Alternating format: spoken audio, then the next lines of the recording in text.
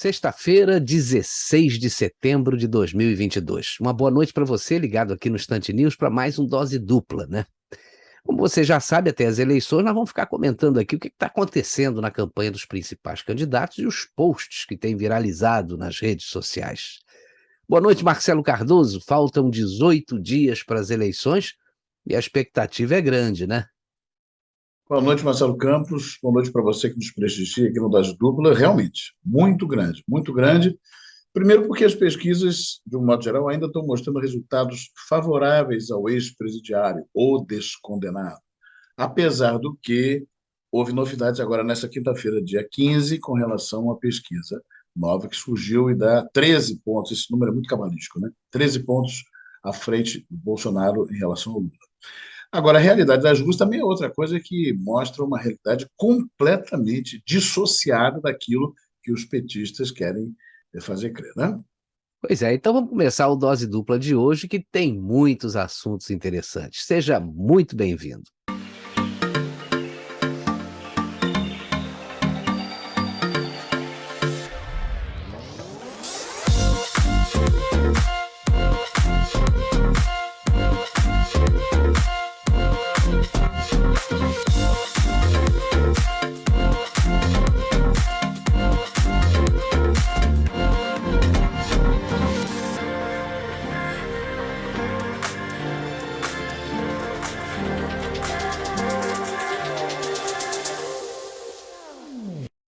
O candidato Luiz Inácio Lula da Silva tem dado entrevistas e participado de comícios que estão reunindo, rapaz, menos gente do que procissão de igreja, né? Essa semana, rapaz, ele admitiu que vai repetir o loteamento aí político de estatais, o que acabou gerando mensalão no seu governo, né? E a minha interpretação dessas declarações é a seguinte: no governo Lula parece que essa história de ministérios técnicos não vai rolar, né? E tudo indica que com essa postura nós vamos ver os ministérios sendo loteados entre os partidos amigos. E pelo que nós já vimos, né, nos governos do PT, esse loteamento vai acabar se estendendo às estatais que no governo do presidente Bolsonaro voltaram a dar lucro, né? Veja que o Lula não está escondendo o que pretende fazer com o país. Então, Deixa eu te- caso ele seja eleito, que eu não acredito que aconteça, as perspectivas não são nada boas, né, Marcelo? Pois é, você se lembra, e todos nós nos lembramos, de que essa coisa do mensalão começou com aqueles R$ 3.000 lá nos Correios, empresa que era super deficitária, até o último ano do governo Dilma, dava prejuízos da ordem de 15 bilhões de reais, começou a ter menos prejuízo e reverter esse processo já nos anos com o Temer, e quando começou o Bolsonaro, a empresa começou a dar lucro e hoje está dando lucros do dobro do que era o prejuízo. 30 bilhões de reais, uma coisa nessa faixa, já tem 2 aviões. Os Correios hoje são outra empresa depois de 4 anos. Os funcionários dos Correios que vinham pagando para repor o dinheiro que tinha sido roubado do fundo de pensão deles, o Postales, agora estão tendo participação nos lucros. Quer dizer, houve um revertério bastante progressivo, bastante positivo desse processo, né? Agora, o Lula trouxe para vice aquele que disse que ele, Lula, ia voltar à cena do crime. E pior, ele está dizendo para todo mundo em alto e bom som que vai mesmo, que vai, por exemplo, lotear o governo. Aí vai ser o fim das indicações técnicas, o retorno do apadrinhamento descompromissado com a coisa pública, porém comprometido com os esquemas e conluios. E aí é jogar o país ladeira abaixo. Né? Um dos cartazes que mais me chamaram a atenção nessas manifestações é assim: olha, você que está em cima do muro, do outro lado é a Venezuela, tá? É, rapaz, essa semana rolaram uns vídeos aí nas redes sociais, né? Onde o Ciro Gomes fala umas verdades aí sobre o PT, o Lula e o Bolsonaro. Vamos dar uma olhada? É o seguinte, o governo Lula, PT, Dilma, pagou aos ricos brasileiros 4 trilhões de reais de juro. Fonte, Tesouro Nacional. Ele fez muito mesmo, foi pelos ricos. Ele diz isso. Ele diz assim, a coisa mais fácil que tem no Brasil é agradar os pobres. Eles se conformam com muito pouco. Cara. Os banqueiros deviam votar em mim para sempre, deviam fazer uma estátua para mim, porque eles nunca ganharam tanto na vida como comigo. Eu tenho o Lula dizendo isso. Os pobres custam pouco, eles ganham pouco, e eles se contentam com o mínimo sobre viver o que é puro, é cuidar do rico, porque o rico custa caro, é mal agradecido. E por que me acusam de ser bocão? É porque eu digo isso. E isso, sabe o que é? Não foi o Bolsonaro que criou, vai me perdoar. Quem criou isso foi lá atrás o Fernando Henrique, e o lulopetismo levou isso à enésima potência. Com o Bolsonaro, vamos falar bem baixinho aqui, nós estamos com o menor juro dos últimos 35 anos. Olha que coisa vergonhosa para essa conversa mole de esquerda. Contraditoriamente, vamos falar bem baixinho aqui, muito baixinho, o Bolsonaro está pagando a menor taxa de juros da história brasileira. A esquerda pagou as maiores taxas de juros da história do Brasil. O Bolsonaro está pagando a menor taxa de juros da história brasileira. A esquerda pagou as maiores taxas de juros da história do Brasil. Percebe? Não vão espalhar para ninguém não essa vergonha da direita está pagando taxa de juros negativa depois de 35 anos de Fernando Henrique e lulopetismo pagarem a maior taxa de juros do mundo. Você vê aí que o sincericídio de quem está magoado, rapaz, revela muitas verdades, né? Olha, quem tem Cangaciro, o Lampião de Pindamonhangaba, como eu disse, né, ele é nascido no interior de São Paulo, embora seja radicado no Ceará, quem tem o Ciro como amigo não precisa de inimigos, né, Marcelo? E ele realmente, nesse ponto, é muito sincero, tal, verborrágico, besso, logorreico, mas ele acaba entregando mesmo o que tem de bom para ser dito. Inclusive sobre o Bolsonaro, sem deixar de fazer o jogo de cena. Ele faz aquele morde e sopra e tal, mas ele acaba sem querer entregando coisas favoráveis do Bolsonaro, mas sem deixar de enfiar a porrada no Lula. Isso aí é ponto pacífico. Ciro Gomes não tem jeito, né? É isso aí que a gente tá vendo e não vai mudar. Mas essa semana, rapaz, eu vi nos Pingos nos Is a repetição de algumas cenas durante a posse do Alexandre de Moraes no TSE, e também daquela outra ministra que tomou posse no Superior Tribunal de Justiça, né? Agora, o que eu vi, rapaz, foi vergonhoso. Primeira cena foi o Lula dando 3 tapinhas no ministro Alexandre de Moraes. Todo mundo viu, né? E a outra cena foi ele fazendo a mesma coisa com o atual corregedor da Justiça Eleitoral, o ministro Benedito Gonçalves, porque o ministro anterior, que agora eu não estou me recordando o nome, pediu demissão, né, porque disse que não ia participar disso, palavras dele. E a gente está vendo que as coisas não estão nada boas no que se refere aí a postura, né, de ministros dessas altas cortes que nós temos por aí.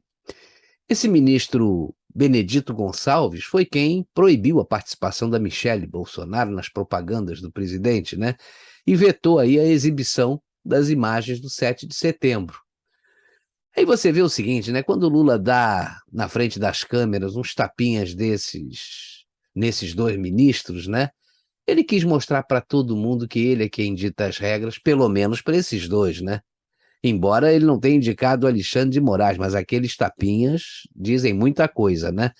Existe forma mais clara de mostrar que tem um candidato favorecido nessas eleições, Marcelo? A história do tapinha, né? O meu garoto, na verdade, faz lembrar um outro caso, que isso é um tapa na cara da população brasileira. Lembra disso? Lembro. Agora, a linguagem corporal, Marcelo, diz tudo. O clima de informalidade, esses tapinhas na base da camaradagem, as trocas insidiosas de olhares, isso também, né? Linguagem corporal fantástica. E some-se a isso a presteza constante e evidente que eles têm em atender um lado em desprezo absoluto pelo outro lado. Lados esses que não fazem a menor questão de esconder, né? É aquela coisa. Basta um peido do Randolfo Rodrigues e lá está o Supremo fazendo alguma coisa contra o Bolsonaro. O jogo é cada vez mais sujo e se mostra mais e mais aberto. Já não está dando mais para disfarçar, não dá para esconder. E existe um dono, né, um mandante, um chefe, vamos dizer assim, como bem expresso aqueles vídeos do Bastidores do Brasil, que eu adoro ver. O cara é sensacional. Nos traços ele consegue dizer quem é ali, as vozes que o cara faz. É espetacular o trabalho dele. Agora, aliás, a Donana, né, que é a personagem lá, se refere a todos eles, todos os personagens da historinha, em todas as historinhas, né, como chefe. Já notou isso? sem que a gente perca de vista quem é o verdadeiro chefe, né, Marcelo? Todo mundo é chefe, mas a gente sabe quem é o chefe, né? Pois é, você vê que o Lula pode tudo, né? Pode chamar o Bolsonaro de genocida, pode compará-lo aí ao Hitler e ao Mussolini, além de outros absurdos. E com ele não acontece absolutamente nada, né? Mas o candidato Bolsonaro, esse não pode associar o PT e o Lula ao PCC, mesmo depois da delação do publicitário Marcos Valério vir à tona aí, né? Ele também não pode usar a primeira-dama em sua propaganda. Ontem já proibiram a Michele Bolsonaro de participar de novo das propagandas do Bolsonaro. Quer dizer, não pode usar as imagens de 7 de setembro. E eu não estou falando dos atos oficiais, mas dos comícios que ele participou depois que ele tirou a faixa presidencial, né? Quer dizer, está muito claro, além de favorecer o candidato da esquerda, a gente percebe uma perseguição aí implacável contra o presidente da República. Aí eu te pergunto, tem perseguição ou não tem? Olha, só tem, Marcelo. Isso é muito potencializado pelo fato de que o Bolsonaro ocupa o cargo de presidente atualmente, né? Então ele, como se dissesse, acumula funções, por assim dizer. Ele é candidato e mandatário disputando a reeleição. Então essa coincidência incomoda, irrita essa gente, né? E acaba sendo perigosa na percepção da esquerda. O Bolsonaro já vem sendo tolhido desde que tomou posse, com a oposição manobrando o STF e o STF se deixando manobrar, né? E agora, com o ministro do STF, desafeto declarado do presidente da República, chefiando a Corte Eleitoral, é sopa no mel, né? Acho até que o Bolsonaro está mais contido para não arrumar encrenca que possa levar aí a um atrito maior Não e pode isso se dar esse comprometer até a candidatura dele, né?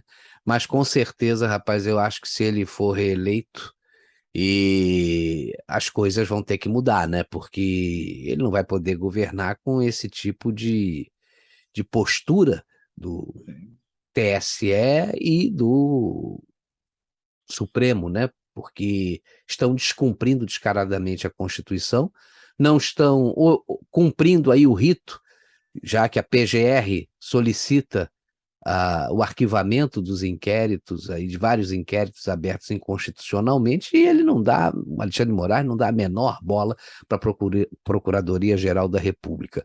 Quer dizer, ele está acabando o processo acusatório do país e ninguém faz nada. Quer dizer, a única pessoa que pode fazer é o presidente do Senado, Rodrigo Pacheco, que é um omisso.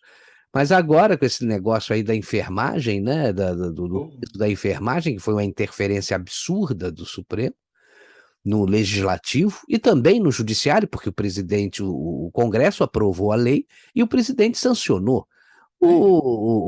Isso é perfeitamente constitucional. Agora, o Barroso querer fazer o papel de ministro da Economia, aí não dá, né? mediador, Pois é é, o poder mediador, né? isso, Agora você vê, na falta, pelo visto, dentro do Supremo, na falta de papel higiênico, a Constituição serve, né? Pois é, eu acho que eles não têm nem mais exemplar no Supremo. O último foi aquele que a Rosa Weber deu para o Bolsonaro no dia da posse dele. Aliás, o Bolsonaro podia ter mandado até alguém na posse da Rosa Weber entregar para ela o exemplar da Constituição, que ela está precisando dar uma lida, né? 11 exemplares seria melhor. Pois é. Mas, Marcelo, você que é tão fã aí do jornalista Ricardo Noblar, né? O que você me diz da declaração que ele deu, rapaz, sobre a possibilidade do Bolsonaro ganhar a eleição no primeiro turno? Será que a ficha está caindo? Olha, é verdade. O Noblar, papai, menciona essa possibilidade de haver vitória de Bolsonaro ou de Lula em primeiro turno, mas, na verdade, ele assume que o Bolsonaro pode vir a ser um vencedor. Isso, na opinião dele, se o Ciro Gomes e a Simone Tebet se desidratarem, né? Pô, A se transferência desidratarem, já estão desidratados antes de começar, rapaz. o Já clima é estavam, tão né, seco. desidratados. Pois é, que o clima em Brasília, essa época do ano é muito seco. Haja umidificador, né? Agora, a transferência de votos desse eleitorado seria mais provável, tese, para o Bolsonaro, né? E não para o Lula, já que para essas pessoas o passado cabuloso do petista é mais difícil de digerir do que os eventuais adjetivos vazios com os quais brindam o presidente na pior das hipóteses, voto em branco ou voto nulo, né? E tem essa questão da acomodação dos números que tem acontecido, números, né, nas pesquisas. Isso também denuncia um certo nervosismo com a perspectiva de perda das eleições. A esquerda está em polvorosa. E uma análise também mais geral que eu faço, eu me remeto até 2018. Quer dizer, o Bolsonaro, sem fundo partidário, sem nada, sem tempo de televisão, sem mídia, com uma câmerazinha de celular, com dois cavaletes, uma prancha de surf, uma iluminação improvisada pelos filhos e tal. Depois, sem tempo de aparecer por causa do atentado que sofreu, esse cara venceu com 57 milhões de votos. Então, eu acho muito difícil que isso desidrate, né? Você tem tudo que ele fez nos últimos 4 anos, contribuindo para que as pessoas possam prestar atenção nisso e realmente avaliar que coisas aconteceram e o país mudou. E olha que 57 milhões de votos, se não tiver havido aquilo que o próprio Bolsonaro chegou a levantar, a possibilidade de que houvesse engarfado votos dele, ele pudesse ter ganho no primeiro turno lá 4 anos atrás. Então você tem essas pessoas que já votaram nele, tem um grupo que você deve ter conhecido, como eu também tenho, que votou nele, mas que hoje fica meio receoso, diz que não vai votar, mas acho que na última hora vai pensar na história do menos ruim e vai acabar votando no Bolsonaro, porque é um perfil de pessoa que não votaria no Lula. Você tem os desiludidos da esquerda que estão se convencendo de que tem que mudar o jogo e não podem ficar com o Lula. Tem aquele pessoal que surfou na onda do Bolsonaro, né? As Joyce Hasselman, Alexandre Frota, Soraya Tronic. Soraya Tronic, pois é, mais uma, né? Kim Catacoquinho, todos eles, né? Que surfaram na onda e resolveram trair o presidente. Esses caras talvez nem não votem no Bolsonaro, mas também não votam no Lula. Então, quer dizer, é difícil você imaginar que pelo menos um contingente igual, e daí para mais do que aqueles 57 milhões, 60 milhões de votos, ele deva ter. Há quem fale em 100 milhões de votos, talvez seja um pouco exagerado, até porque o universo de eleitores está em ordem de 150 milhões, uma coisa assim. É. Mas um número bem favorável certamente vai existir. Isso pode levar A gente está vendo pelo que está acontecendo nas ruas, né? Você vê que onde o Bolsonaro vai, você viu no interior de São Paulo, rapaz?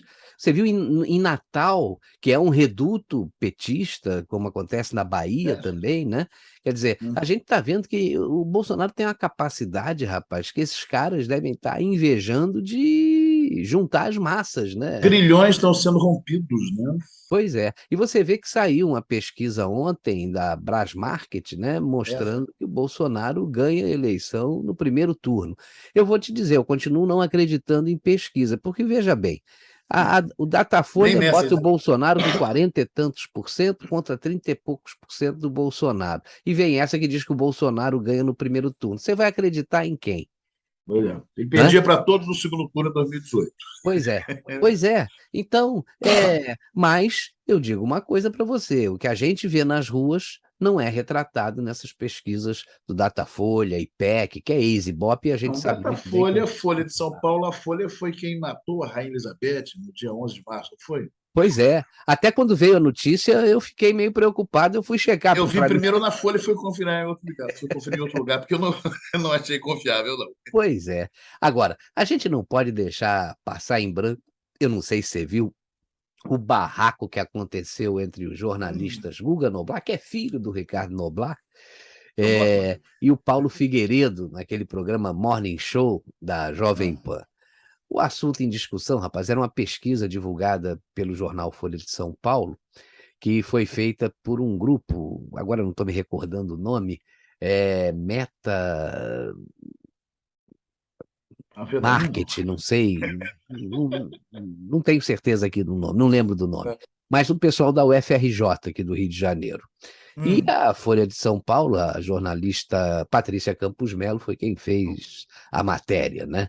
E a matéria era a seguinte, era uma possível tendência do YouTube de privilegiar os vídeos da Jovem Pan que são favoráveis ao candidato Bolsonaro, porque eles pegaram nessa pesquisa, eles criaram perfis na rede social, no YouTube, né, que não tinham histórico de visualizações, para eles justamente verem que vídeos seriam recomendados pela plataforma. Testar, né? Pô, foi massa, né? Jovem Pan, o programa Pânico, que teve lá mais de 600 mil views simultâneos durante a transmissão ao vivo, mas que já ultrapassou os 5 milhões de views. E a explicação do YouTube foi óbvia, né? Os vídeos recomendados são aqueles que o algoritmo da plataforma recomenda, são os vídeos que têm os maiores cliques, o maior tempo de visualização, que tem maior número de respostas às pesquisas que são feitas, número de compartilhamento, entre outras coisas. Coisas que a esquerda não consegue reunir, né? O Paulo Figueiredo aí contestou a publicação porque para ele se tratava de uma pesquisa encomendada para justificar uma posterior narrativa, né? E no programa foi apresentado também um post da jornalista Mônica Bergamo, em que ela afirmava que era um escândalo do YouTube que privilegiava vídeos da Jovem Pan em apoio ao Bolsonaro. Aí, num determinado momento lá da discussão, rapaz, o Paulo Figueiredo chamou as jornalistas da Folha, a Mônica Bergamo e a Patrícia Campos Melo, de energúmenas. Rapaz, quando a palavra foi para o Guga Noblar, ele disse que se sentia na obrigação de pedir desculpas à audiência da Jovem Pan, porque jornalistas sérias foram chamadas de energúmenas pelo Paulo Figueiredo. O Guga disse que estava se sentindo envergonhado de debater com uma pessoa que é tão descontrolada, que insulta, que injuria, que ataca. Aí disse ainda que esperava que o Paulo Figueiredo se controlasse, que ficasse no cantinho dele, que respirasse fundo e não baixasse o nível do programa. Conte até 9. Só que depois de dar a opinião sobre os critérios utilizados pelo YouTube para recomendar os vídeos, o Paulo Figueiredo disse que não poderia deixar de encerrar o programa sem pedir desculpas às jornalistas Mônica Bergamo e Patrícia Campos Melo por tê-las chamado de energúmenas. Ele disse que queria pedir desculpas constrangido porque ele não tinha incluído o Guga Noblar nesse rol dos energúmenos, né? Aí, rapaz, o tempo fechou, né? Com aquele mal-estar no estúdio, aquela coisa toda. Agora, essa turma adora lacrar os outros, né? Mas quando são lacrados, fazem igual o Lula, né? O papai deles, né? Viram todos vítimas, né? Aí você vê, quer dizer, Ricardo Noblar e Guga Noblar, Bob Pai e Bibo Filho, no mundo da imprensa. Você tem os militantes de redação fazendo a festa, toda essa imprensa cooptada, né? O próprio Bolsonaro não perdeu a oportunidade de escancarar a lacração da Vera Cagalhães, né? Lá no debate da Bandeirantes, em agosto. E essa semana, em outro debate para governador de São Paulo, na TV Cultura, diante de uma fala semelhante do deputado estadual Douglas Garcia, que é do Republicanos, né, apoiador do Bolsonaro e candidato à Câmara Federal, hoje ele é deputado estadual por São Paulo, ele teve seu celular arrancado da mão e arremessado longe pelo diretor de jornalismo da TV Cultura, o Leão Serva. E essa parte, né, a imprensa lacradora só caracteriza como violência a fala do Garcia, mas não o roubo, por assim dizer, do celular, né, e o arremesso longe. Isso, embora os vídeos documentem muito bem, isso não é comentado, o pessoal finge demência que foi isso. Aliás, esse Leão Serva, né, que apresentou aquele debate, o primeiro debate dos presidenciáveis, lá na Band também, ele me faz lembrar o Pedro Fará. Lembra daquele quadro do Ajudo Ribeiro, Búmia Paralítico, horroroso, Bruna, parece o Pedro Fará, que era aquele Búmia Paralítico que ficava lá dentro. O cara falando assim, com o teleprompter com o olhar assim, meio fora da realidade. E esse cara, diretor de jornalismo, TV Cultura, chega lá e vum, isso também não pode, né? Mas você vê que o deputado, né, o Douglas Garcia, né, ele foi agredir a jornalista ou contestar a jornalista e não Tudo agora é precisava agressão fazer também. isso, né? Quer dizer, verdade, não tem verdade. motivo. O Bolsonaro, quando fez isso no debate, ele fez como uma forma de reação à Estava num contexto. pergunta que ela fez, capciosa que ela fez, né? Estava num O cara contexto. foi para cima da jornalista de graça. Sabe como é que a imprensa vai reagir, sabe como é que essas pessoas vão reagir e criam problemas. Isso levou até o próprio Tarcísio a proibir a participação do Douglas Garcia Ele contemporizou na hora. nos debates e tal, e o próprio deputado, filho do Bolsonaro, não o Carlos, mas o Eduardo Bolsonaro, também disse que não tinha sentido uma provocação gratuita por parte dele. Mas os apoiadores do presidente não gostaram muito das reações, nem do Tarcísio, nem do Eduardo. O Mas clima eu está acho quente. que foram prudentes diante do que está, diante do clima, né, que a gente está vendo aí. Mas a gente não pode deixar de constatar que essas são a Vera Magalhães, Patrícia Campos Melo, Mônica Bergamo, são jornalistas militantes e que já perderam a credibilidade faz tempo. A Mônica Bergamo era assessora de imprensa do descondenado. O Pois cara é, presidiário dava entrevista de dentro da cadeia, na cela da Polícia Federal, e tinha uma assessora de imprensa que era a Mônica Bergamo. Pode um pois é. negócio desse? Pois é o fim da picada. Mas olha, se realmente aconteceu que o Ricardo Noblat já começa a admitir que é a eleição do Bolsonaro no primeiro turno, e não sou eu, nem você, nem ninguém, então é o Ricardo Noblat, né? É. Então, rapaz, aí Aí merece até um certo crédito. eles vão se enterrar de vez. Essa gente aí tem que pedir aposentadoria, porque não dá para continuar diante de uma situação como essa, né? Aí a Mas para roda você viva ver, vai girar para Vera Magalhães. pois é, mas para você ver como são esses jornalistas militantes, dá uma olhada nesse vídeo Sim. aqui. Letícia, você com a palavra. E ganhei um presentão, né, Breno? A morte de uma monarca imperialista responsável aí por várias violências, né, a nível mundial. Fiquei bem feliz. Agora, dá para chamar uma pessoa dessa de jornalista? Olha, eu gostaria de chamar a moça de uma coisa que não seria nada elegante, mas prefiro atestar apenas o seguinte: que a militância jornalística já está virando meliância jornalística. Já evoluiu um processo aí, com todos os requintes com os quais a demência e a falta de vergonha possam corroborar. Né? Pois é. Acabou a credibilidade. Pois é. Agora, Marcelo, para a gente encerrar o programa de hoje, eu quero te mostrar uma foto que traduz bem o momento que nós estamos vivendo aí. Olha só, dá uma olhada.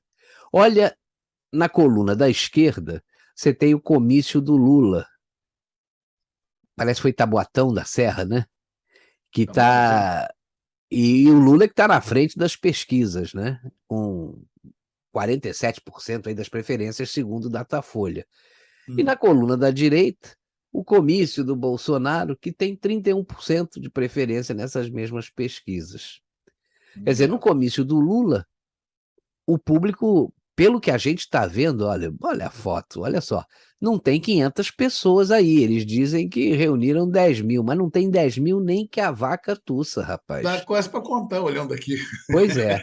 Agora, no comício do Bolsonaro, embora a imprensa militante tenha dito que tinham 60 mil pessoas em Brasília, tinham quase 1 milhão de pessoas, ou mais, porque, veja bem, o Zé Maria Trindade definiu bem um critério aí para contagem de público. Ele disse que a esplanada dos ministérios tem, não sei se 301 ou 330 mil metros quadrados, uma coisa nessa faixa aí. E por metro quadrado, você pode aglomerar até 7 pessoas, de 2 a 7 pessoas. Ele considerou apenas 3. Se você fizer a conta, você tem praticamente 1 milhão de pessoas no comício de Brasília. O que também aconteceu na Avenida Paulista e na Praia de Copacabana, que você inclusive foi, né? 1 milhão, mais 1 milhão, a mais 1 gente, milhão, 3 pois milhões de é. pessoas. E o que a gente está vendo no resto do Brasil, porque ninguém mostrou, quase ninguém mostrou, imagens da cidade de Vitória, porque aquela ponte que liga Vitória a Vila Velha, rapaz, estava lotada de Terceira gente, ponte. gente que não acabava mais. Você teve na Bahia muita gente, você teve em cidades do Nordeste muita gente, quer dizer, em cidades do Sul, Florianópolis, pô, olha, rapaz, é um negócio assim impressionante. Essa diferença gritante aí entre o resultado das pesquisas e o povo nas ruas, tem que ter uma explicação, né? Olha, tem sim, Marcelo. É a aversão à realidade dos fatos. Né? A esquerda vive num outro mundo, uma outra dimensão, na qual só existe aquilo que é favorável a ela. Né? Essas manifestações, especialmente as motocicletas, que são frequentes e tal, elas são um termômetro verdadeiro para aferir a popularidade e a aceitação do Jair Bolsonaro, né? E tem ainda aquelas aparições de surpresa em lugares remotos do país, onde ninguém vai, mas ele vai. O Tarcísio cita bastante essa estratégia de abordagem do presidente. Numa das entrevistas, um vídeo dele que rola na rede, ele explica isso, né? Que ele às vezes está no lugar, vamos para ali, tal. Ele, não tinha esquema de segurança montado assim, mas não tem esquema de segurança, mas é um lugar remoto. Ele pousa lá e de repente aparece no meio de uma cidadezinha, e o presidente, vou tirar foto. Então isso ninguém faz. São lugares que nunca são procurados por ninguém e o Bolsonaro está lá. Agora, por outro lado, você tem os eventos do PT todos controlados, né? Aquela coisa ridícula do cercadinho, comício gourmet e tal. Por Aquela do exemplo, Rio foi terrível, né? pois é, esse está isso. Ele isolou parte da Cinelândia em volta da Gaiola de Ouro, que é o carinhoso apelido que a gente dá à Câmara Municipal, né? Isso marca bem isso, né? Marca bem essa coisa do comício gourmet, você tem que ter ingresso, então, uma coisa, né? Vocês compram por um desses sites que vendem ingresso para evento. Aliás, depois daquele evento ali, você teve ali no Amarelinho, que fica do lado, né? Esquerdistas raiz e esquerdistas Nutella, foram discutir suas diferenças num simpático arranca-rabo ali, que fez com que o bar perdesse aí alguns copos, de repente, e foi uma DR lá bem intensa, né? Aí, rapaz, você tem que apelar para os amigões, né, das altas cortes para tentar reescrever a realidade, proibir a festa do aniversário, proibir de mostrar a esposa do aniversário, proibir de mostrar as pessoas que foram comemorar o evento do comício, né, para fazer de conta que nada daquilo aconteceu.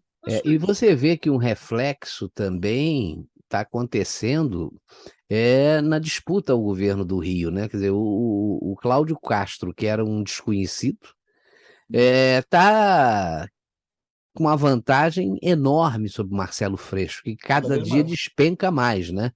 E o Marcelo Freixo é apoiado pelo Lula. Então você já imagina aqui no Rio como é que vai ser a votação para presidente, né? Especialmente que o número do Cláudio Castro é o mesmo, ele é 22, ele é do PL. Pois é. E o mote da campanha dele é: quem é esse cara? Quem é esse cara? Agora, a dúvida aí é a questão do Senado, né? Porque você tem o Romário, você tem muita gente querendo votar no Daniel Silveira, mas está com a candidatura suspensa, mas Não está, parece não. que não está, não é? Ele está com recurso, está indeferido, mas tem um recurso. Então Pois ele é é, candidatável. Está no pois é. site do TSE. Mas isso aí eles não vão decidir porque ele é uma pedra no sapato, sobretudo se virar senador, né? Agora, se ele conseguir se candidatar, vai ser eleito, eu não tenho a menor dúvida, porque você tem aqui Romário e Clarissa Garotinho. O Daniel Silveira, se concorrer, vai dar trabalho para esses dois. Pois é, mas estão fazendo questão de obscurecer isso, dá sempre a entender que ele não é candidato, porque está impugnado, e na verdade ele não está, né? Isso é uma decisão que eu vi a posteriori. Pois E é, ele está tem, sem claro, redes sociais, você vê. Não tem rede social, tem na rede toda a social. imprensa contra, então fica difícil, né? Ele não tem fundo eleitoral, o único apelo dele é pelas redes sociais, mas foi assim que o Bolsonaro conseguiu em 2018, é bom sempre lembrar isso. Pois Claro é. que são circunstâncias distintas e tal, mas de qualquer forma existe sempre uma esperança. Porque também tem aquela história. Daniel Silveira não conseguindo, o Romário acaba sendo o menos pior, talvez a Clarissa Garotinho, agora, pelo amor de Deus, Molon não, porque Molon e Não dá, Freixo e não dá. Conluio foram os Eu acho que não tem a responsáveis menor do que chance, não tem a aconteceu com menor aquele briga chance. em relação. Não acho também que tenha chance. Olha, vamos ver até semana que vem, né? Mais uma semana aí cheia de novidades, mais uma semana cheia de proibições, com certeza, né? Proibições absurdas também por parte das autoridades eleitorais.